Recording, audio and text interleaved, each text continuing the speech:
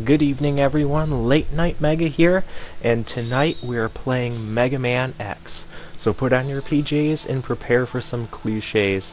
And I'm going to be showing off the menu screen for the Mega Man X collection, kind of like I did for the Anniversary collection. As you can see, it's not as interactive. But that's okay, because this is Mega Man X. Now, one thing off the bat that you're going to see that I don't like about Mega Man X is the intro here. Okay, yes, Capcom. The intro. It doesn't make much sense. And it goes kind of quickly. So, the plot of this game is this takes place about 100 years after the events of the Mega Man Classic series, so we're in the year 21XX now. And this guy named Dr. Kane stumbles upon the old lab of Dr. Light, and he finds Mega Man X there. And Mega Man X, 100 years past his creation, is considered a highly advanced piece of technology for this current time, this year 21XX. And that's kind of interesting to me. I wish I kind of knew what happened or what transpired over the past 100 years. It's fun to speculate about, but not something that has ever been made clear within the games. So yeah, 100 years later, and Mega Man X is still considered a huge breakthrough in technology. So you gotta wonder what was happening in the world that, halted the technology before. Anyways, so Mega Man X is different in the sense that he can act and think and make decisions on his own. And that includes all decisions, which, as this warning here is telling us, the robot code that robots shall never harm humans. Well, this new breed of robots called Reploids, they can think and act on their own, and in fact they can choose to harm humans. And when they do, they become what's labeled as Mavericks. And that's what we're going to be fighting against, is Mavericks, or these Reploids that have kind of gone rogue. So we have a neat little intro there.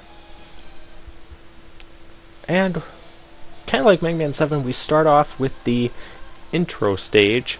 However, the Mega Man X games did this first. Mega Man X was released before the Mega Man 7 was. So the X series was the first ones to introduce these intro stages.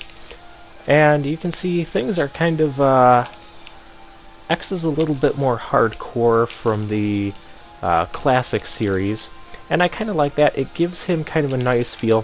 One of the major things you'll notice is we have a smaller life bar than what we're used to. In this game, we'll have to pick up these heart tanks in order to increase our maximum health.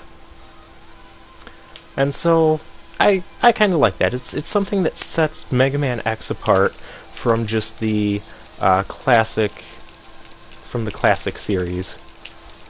And speaking of things that set Mega Man X apart, something I'm kind of have a mixed bag about, we can climb on walls now.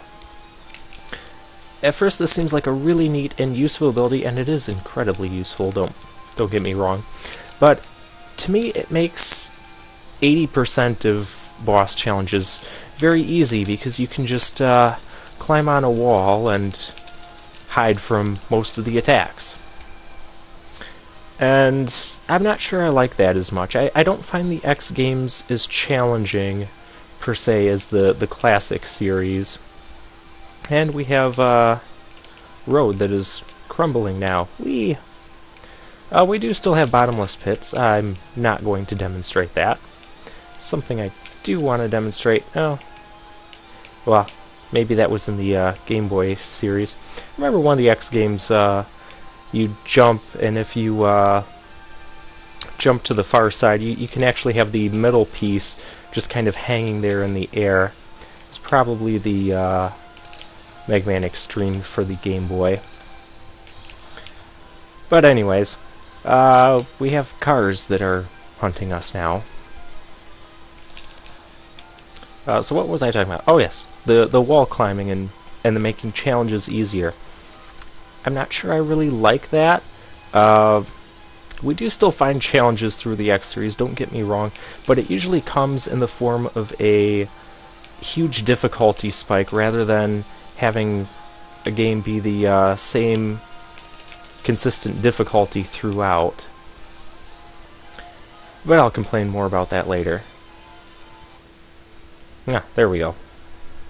So defeat a couple cars and you'll trigger this scene where we battle this guy. Ah, that's very descriptive. And we can't beat him. That's not going to make me not try, though.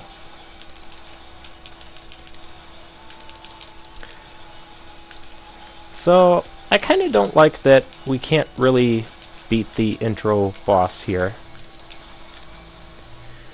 It's just kind of something that bothers me. It's not really stated in the game. You just kind of have to find out that you can't beat this guy. We're gonna find out his name is Vile.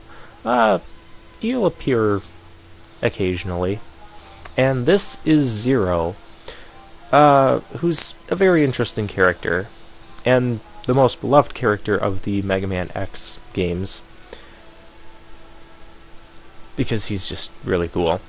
Hey, Mega Man, there's no need for that kind of language. This is a PG channel. And so Zero is just talking about how we can find upgrades for ourselves, as we'll get. We haven't reached our full power yet. We'll find upgrades and abilities for Mega Man X throughout this world, and I'll talk about the logic or lack thereof of those concepts as we go along. And Sigma, oh yes, we're battling this Sigma guy. Sigma is the main villain of the Mega Man X series. The story is kind of complicated, and I like that. My favorite part of the X series is the storytelling behind it. I know we don't normally play Mega Man games for the storyline, but when it comes to the X games, especially when I got to X4 and X5, I wanted to play the games for the storyline. We'll save here.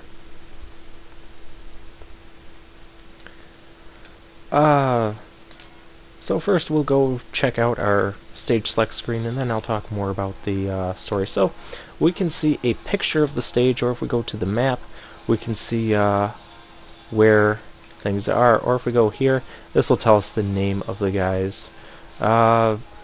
Chill Penguin, ice stages are evil, so let's go here first.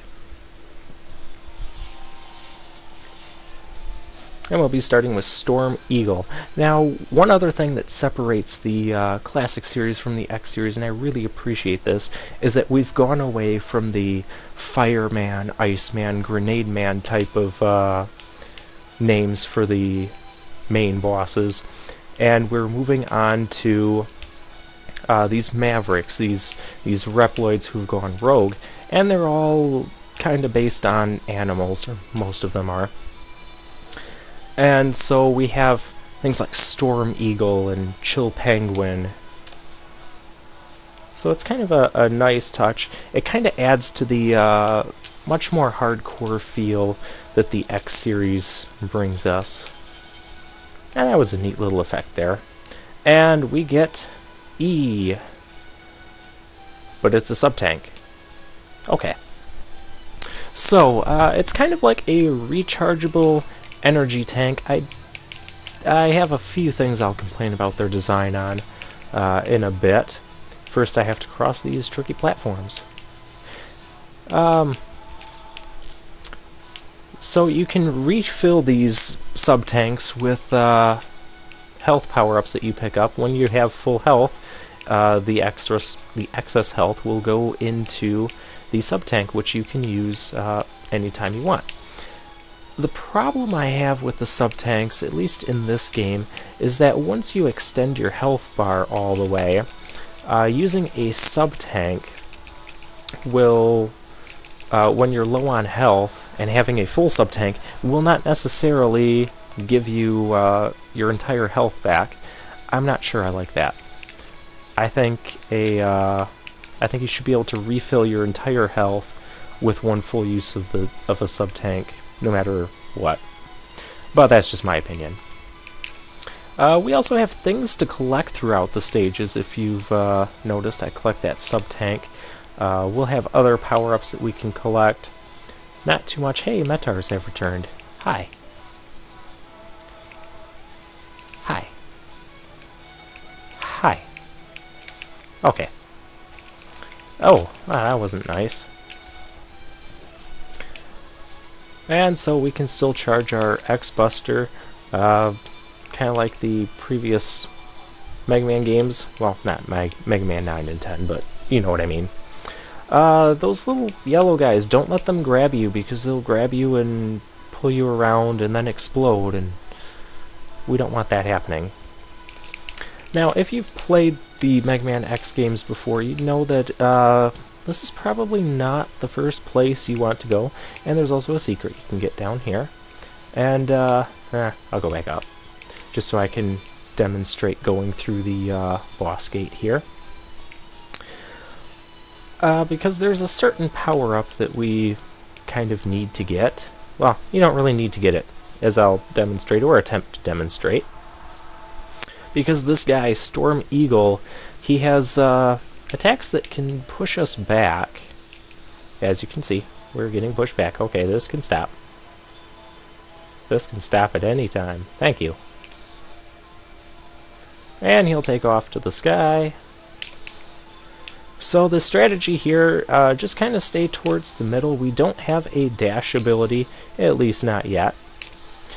But, it's still possible to beat even without that. Huh? He's going back to the sky. Oh, okay. Yeah, where are you? There you are. And we're going to do this again. So just walk against this as much as possible. He also has a tornado he can send out. Ow. Ow. Stop that. He also has a tornado he can send out, which he may or may not be showing us here, depending on how long he lives and how much he wants to continue diving. Oh, and he can do that. Nope. He didn't show the tornado. The tornado is basically a big gust of wind that pushes you back. It doesn't deal damage to us. But that is Storm Eagle down. And for that we'll get Storm Tornado, which is one of the most powerful weapons in this game. We'll be demonstrating that later, and I'll also be talking more about the plot and Sigma later. So I'll meet you guys back at the stage select.